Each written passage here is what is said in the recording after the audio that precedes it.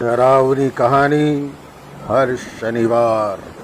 पिछले हफ्ते दोस्तों आपने सुना था वो इंदू चाची नहीं है। फिर क्या था? उनका सारा नशा चूर चूर हो गया था। वो लोग उठ करके वहां से भागे। भागने के बाद एक जगह रुके और उन्होंने कहा, अब यहाँ से सुशांत तुम अपने घर पैदल चले जाओ और हम लोग दोनों गाड़ी से अपने अपने घर जाते हैं। दिनेश और उनके साथ का वो दूसरा साथी दोनों साथ साथ गाड़ी से जाने लगे और सुशांत को कहा, सुशांत तुम यहाँ से अपने घर चले जाओ पैदल। सुशांत ने कहा, ठीक है मैं यहाँ से पैदल चले जाता हूँ। अरे डरना वरना मत, कोई इंदू चाची नहीं है, वो मर गई और जो दिखी थी वो कोई और औरत थी। फिर सुशांत ने कहा, लेकिन वो उंगली से इशारा करके क्या कह रही थी? ऐसे जैसे कह रही कि रुको मैं तुमको बताऊंगी। दिनेश ने कहा, अरे वो हमको नहीं किसी और को कह रही होगी, किसी बच्चे को कह रही होगी कि रुको, ऐसे डरा रही होगी। वो हमसे कुछ नहीं कह रही थी। अरे सुशांत तुम तो फालतू डरते हो, जाओ जाओ घर जाओ। अब सुशांत कहा, ठीक है मैं घर जा रहा हूं। दिनेश और उसका साथी दोनों गाड़ी से निकल गए। सुशांत पैदल आगे अपने घर की तरफ बढ़ रहा था, डर रहा था।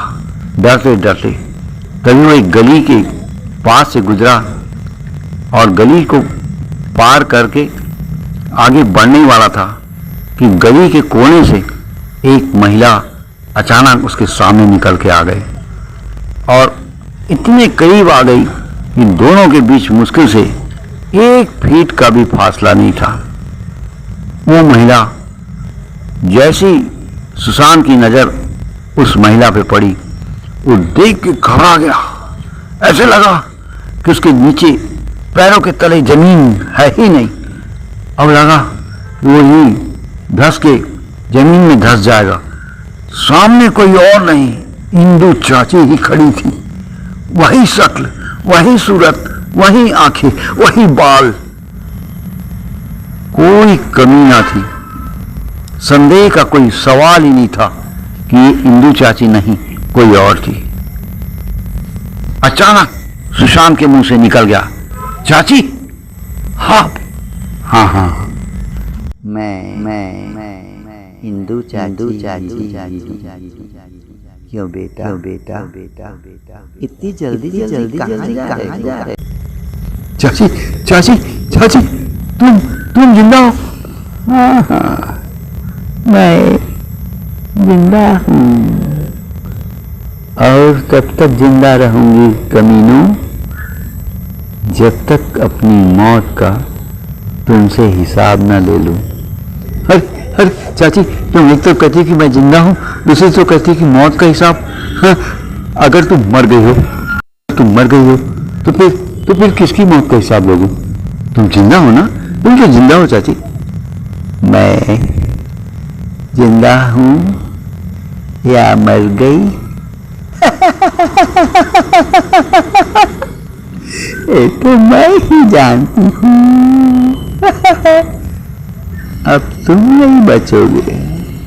मैं मर चुकी हूँ या जिंदा हूँ, इसे सोचने की तुम्हें कोई जरूरत नहीं। अब तुमको सिर्फ सोचना ये है कि तुम जिंदा हो, मगर ज्यादा देर के लिए नहीं। और इतना कहते ही इंदु का एक हाथ सुशांत की गर्दन को जोर से दबाया। गले को दबाते जा रही थी इंदु और बाल पीछे से पकड़ करके नीचे की ओर झुकाया। इतनी जोर से कंठ दबाया, इतनी जोर से कंठ को दबाया, गले के कंठ को पकड़ के बुरी तरह से उसने दबाया, इतनी जोर से कि सांस अटक गई। सुशांत हिल ना सका और पीछे से इंदु ने बाल को पकड़कर नीचे की ओर खींचना शुरू किया। एक तरफ गला दब रहा था, दूसरी तरफ बाल खिंचा रहा था और तीसरी तरफ कि वो क्या देख रहा है कि ये सचमुच इंदु चाची है या उसकी आत्मा जो उसका गला दबाए जा रही है। अब क्या था, देखते ही देखते सुशांत की आंखें बड़ी बड़ी हो गई, नाक से खून निकल आया और देखते ही देखते उसका गला इतना जोर से दब गया, सांस अटक गई। फिर क्या था, प्राण निकल गए। गली के मुहाने में सुशांत वहां मरा पड़ा था। किंतु चाची की आत्मा कुछ देर तक सुशांत की लाश को देखी और अचानक ना जाने कहां गायब हो गई। अब क्या था,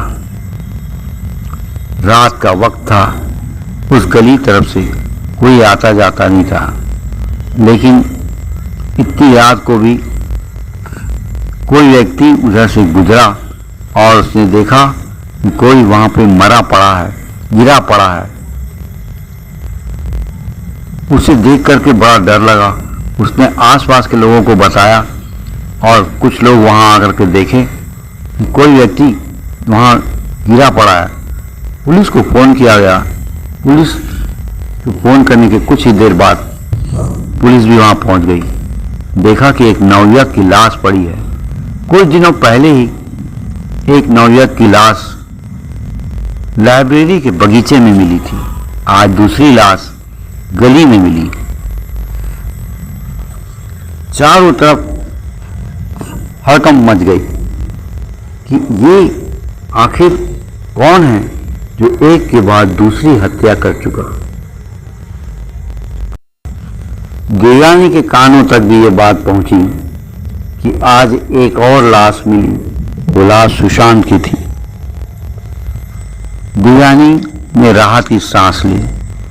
अब ये खबर दिनेश और उसके दोस्त तक भी पहुंच गई कि मयंक की तरह सुशांत भी मारा गया और उसे मारने वाली शायद कोई महिला थी। क्यों? क्योंकि सुशांत की डेड बॉडी की जगह कोई चूड़ी टूटी पड़ी थी। पुलिस उस टूटी हुई चूड़ी के दम पे कोशिश कर रही थी कि हत्यारन तक पहुंचे, लेकिन ये मुश्किल था। चूड़ियां तो कई टूटी मिल जाती है, पता नहीं किसकी चूड़ी थी। पुलिस अपनी तरह से छानबीन कर रही थी और देवयानी निश्चिंत थी कि उसकी मां की आत्मा एक एक करके बदला ले रही है। अब बस दिनेश और उसका वो दोस्त, अब दो लोग बचे थे। इनका भी जाने किस तरह से अंत होना था, ये तो सिर्फ इंदु की आत्मा को ही पता था। इधर दिनेश और उसके दोस्त की हालत खराब थी, बुरी तरह से घबराए थे। ये घर से बाहर नहीं निकलते थे, और तो और अगर घर में कहीं बैठे हैं तो कभी अकेले नहीं बैठते थे। रात दिन उन्हें अपने गुनाह याद आते, कैसे हमने इंदु को 4 पैसों के लिए, अपनी मौज मस्ती और अय्यासी के लिए मार डाला। वो अपने गुनाह ना तो किसी से कह सकते थे और ना गुनाह छिपा सकते थे। अब पारी थी दिनेश के उस दोस्त की, जो भी उस गुनाह में शामिल था। एक दिन शाम का समय था। दिनेश ने अपने उस दोस्त को फोन किया, बहुत दिन गुजर गए यार, ना तो कभी कोई मौज मजे की, ना गम भुलाने के लिए कोई नशा किया, आज जरूर कुछ पीने का मन कर रहा है। उसने अपने उस दोस्त को फोन करके कहा कि तुम मेरे घर के पीछे जो छोटा सा खेत है उसी जगह आ जाओ, वहां पर बैठ के कुछ खाएंगे पिएंगे और मजे करेंगे। दिनेश के दोस्त ने कहा ठीक है, मैं कुछ ही देर में वहां पहुंचता हूं। तभी प्लान के मुताबिक दिनेश अपनी तैयारी करने लगा कि वो अपने घर के पीछे उस खेत में पहुंचे। तभी दिनेश के पास एक फोन आता है और वो फोन थाने से आता है। क्यों? क्योंकि सुशांत दिनेश का दोस्त था। थाने से किसी ने फोन किया और कहा कि तुम मरने वाले व्यक्ति सुशांत के दोस्त दिनेश हो ना? बोला हाँ, मैं सुशांत का दोस्त दिनेश बोल रहा हूँ। आप थाने आ जाइए, आपसे कुछ बातचीत करना है सुशांत की मौत के बारे में। आपको ज़्यादा देर नहीं लगाना है, अन्यथा आपको लेने के लिए पुलिस आपके घर आएगी, जो अच्छा नहीं लगेगा। अच्छा है कि आप तुरंत जितनी जल्दी हो सके थाने पहुंचो। फिर क्या था, दिनेश के सामने घबराहट हो गई कि अगर वो थाने नहीं पहुंचेगा तो पुलिस वाले यहाँ आ जाएंगे, आसपास के लोग देखेंगे तो अच्छा नहीं लगेगा। इसलिए वो फटाफट अपनी गाड़ी उठाया और थाने पहुंचा। इधर दिनेश तो थाने पहुंचा था, लेकिन दिनेश का दोस्त खाने पीने की कुछ चीज लेकर के उसके घर के पीछे उस खेत में पहुंचा। शाम का वक्त था। उसने देखा दिनेश वहां पे नहीं है, अभी तक नहीं आया, उसका कोई अता पता नहीं था। कुछ देर इंतजार करते हुए वहां बैठ गया, खाने पीने की चीजों को निकाल करके बिखेर लिया। उसका दिल किया दिनेश तो आएगा, उसे आने में टाइम लगेगा, क्यों ना एक दो घूंट नशे का तो खुद पी ले, कुछ खा ले, जब तक दिनेश आएगा तो उसके साथ एक बार और जरा जश्न मना लिया जाएगा। लेकिन दिनेश के दोस्त को पता नहीं था कि दिनेश तो थाने गया है और वो आएगा भी नहीं। वो दिनेश का इंतजार करते करते बैठा रह गया। बैठा था तभी उसने नशे का एक दो घुट लिया और वहां पे बैठा रहा। दिनेश का दोस्त वहां चुपचाप बैठा ही था, अपने ख्यालों में खोया हुआ था। तभी अचानक ऐसा लगा कि कोई महिला उसके कंधे पे हाथ रख दी। उसने घबराया, बहुत देर से घबरा कर पलट के एकदम तेजी से देखा, कौन है, कौन हो तुम? उस महिला के फर्राई सी आवाज निकली, डरो मत, मैं कौन हूं? मेरी शक्ल देख के तुम अच्छे से पहचान जाओगे। देखो मैं कौन हूं, देखा ना, पहचान गए? दिनेश का दोस्त घबरा करके कहा, हाँ, अरे तुम इंदु चाची, अच्छा तो तुम ही हो जिसने मयंक को मारा, जिसने सुशांत को मारा? हाँ मैं ही हूं, अब तुमको मारूंगी। दिनेश का दोस्त कहा, मुझे नहीं मार सकोगी, और देखते ही देखते उसने चाकू निकाल लिया। चाकू निकाल करके उसने इंदु चाची की तरफ आगे बढ़ाया और कहा, आज मैं अपने दोनों दोस्तों की, मयंक और सुशांत की मौत का तुमसे बदला लूंगा। तुम मारोगी मुझे?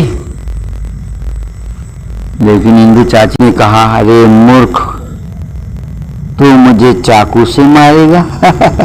तुझे पता नहीं, इंसान का शरीर मर जाता है, आत्मा कभी नहीं मरती, और मैं जिंदा शरीर नहीं, इंदु की आत्मा हूं। तुम मुझे मारोगे भी तो कोई असर नहीं होगा, समझे? ज्यादा अच्छा है चाकू फेंक दो। ऐसा कहते कहते वो दिनेश के दोस्त की तरफ आगे बढ़ी। वो दोस्त बहुत घबरा गया। वो कहा, आगे मत आना, नहीं तो मैं मार दूंगा।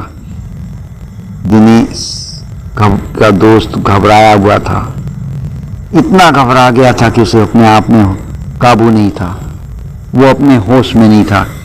डर भय से उसके हाथ पैर थरथरा रहे थे। हाथ में चाकू जरूर था, लेकिन चलाने की हिम्मत नहीं थी। इंदु की आत्मा ने कहा, तुम खुद देखो, तुम क्या मुझे मारोगे? तुम्हारे हाथ पैर थरथरा रहे हैं। देखो, अपनी मौत तुम खुद मर जाओगे। ऐसा कहते हुए दिनेश की दोस्त की तरफ वो आगे बढ़ते जा रही थी। उसे पता था कि पीछे एक बहुत बड़ा गड्ढा है, उस गड्ढे में बहुत बड़ा पत्थर है। और ऐसा ही हुआ। दिनेश का दोस्त पीछे की तरफ हटते चला जा रहा था और इंदु की आत्मा उसकी तरफ आगे बढ़ रही थी। इंदु की आत्मा आगे बढ़ रही थी और दिनेश का दोस्त पीछे हट रहा था। तभी अचानक दिनेश के दोस्त का पैर फिसला और वो धाम से उस गहरे गड्ढे में गिर गया जहां एक बड़ा सा पत्थर पहले से था।